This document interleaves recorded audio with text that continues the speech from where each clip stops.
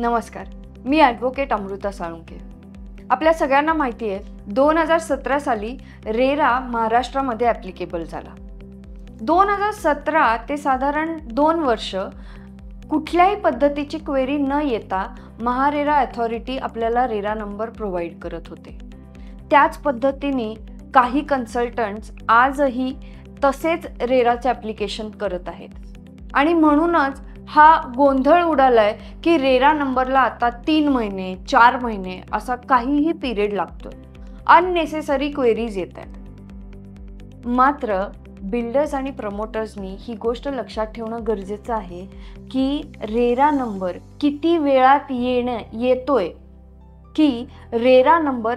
वेळात येतोय यापेक्षा रेरा नंबर मध्ये काय इन्फॉर्मेशन दिलेली आहे हे जास्त महत्त्वाचं आहे।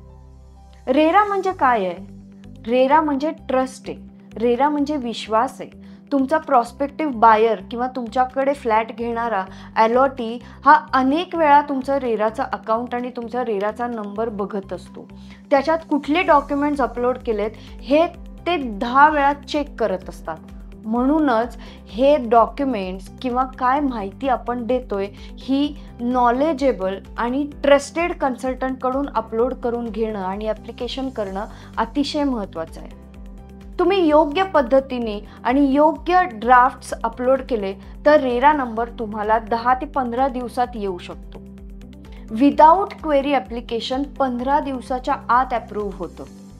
म्हणूनच असं मी आव्हान करेन की किती लवकर रेरा नंबर येतोय ह्याच्यापेक्षा किती प्रॉपर आणि किती ॲक्युरेट माहिती देऊन तो रेरा नंबर मिळतोय ह्याच्याकडे लक्ष देणं जास्त गरजेचं आहे।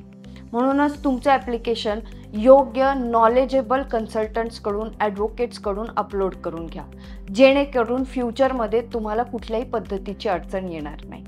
धन्यवाद।